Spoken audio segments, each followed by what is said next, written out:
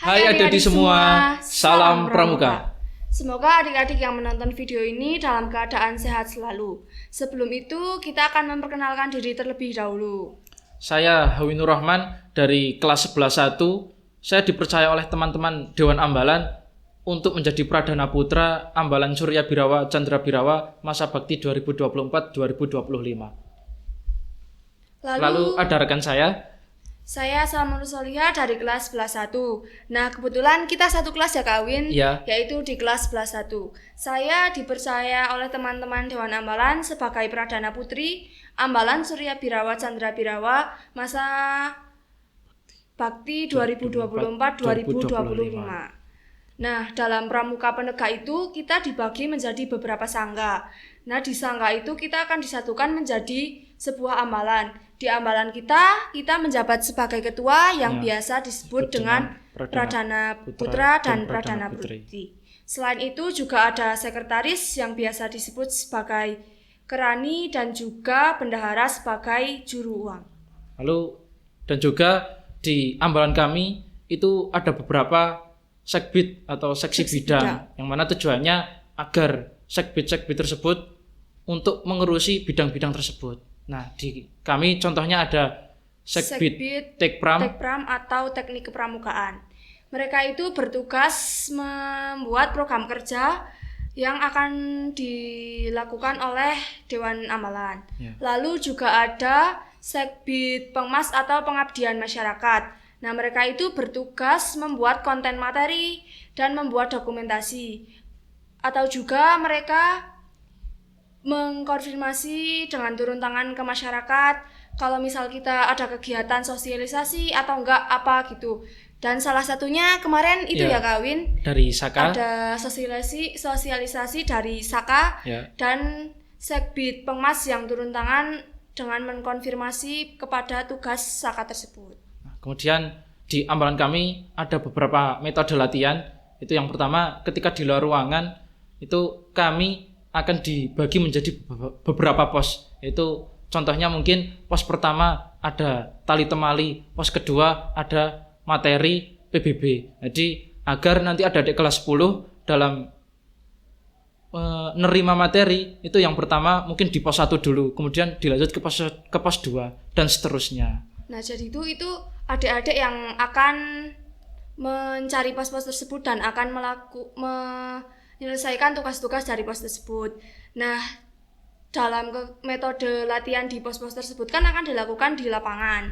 Nah, kalau misal kita ngelakuin itu di lapangan kan pasti akan ada kendala seperti hujan.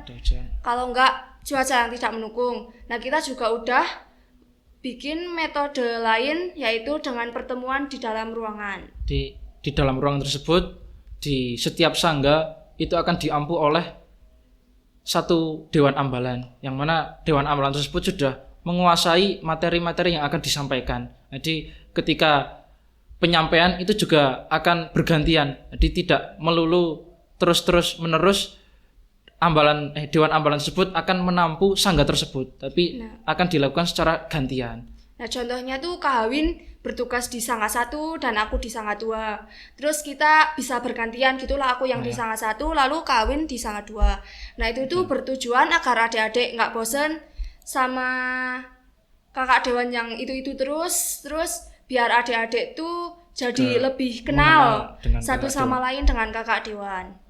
Lalu di metode yang pertama kan kita kan bilang kalau misal ada pos-pos kayak di pos 1 ada tali temali, kemudian pos 2 ada PBB.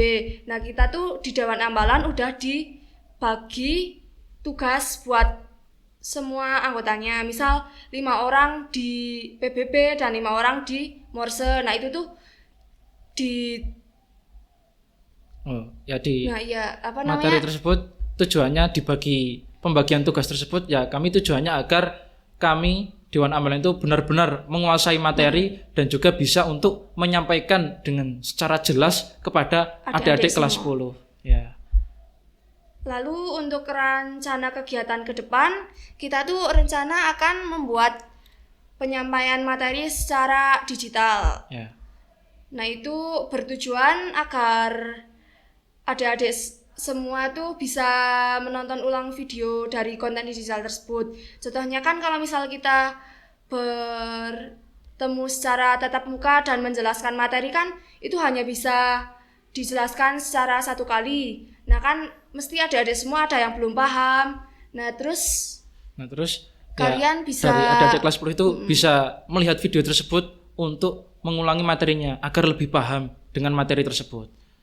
Nah jadi membuat konten secara digital itu bertujuan agar lebih efisien dan juga untuk kakak-kakak Dewan Ambalan juga agar melatih public speaking dan lebih menguasai materi lagi.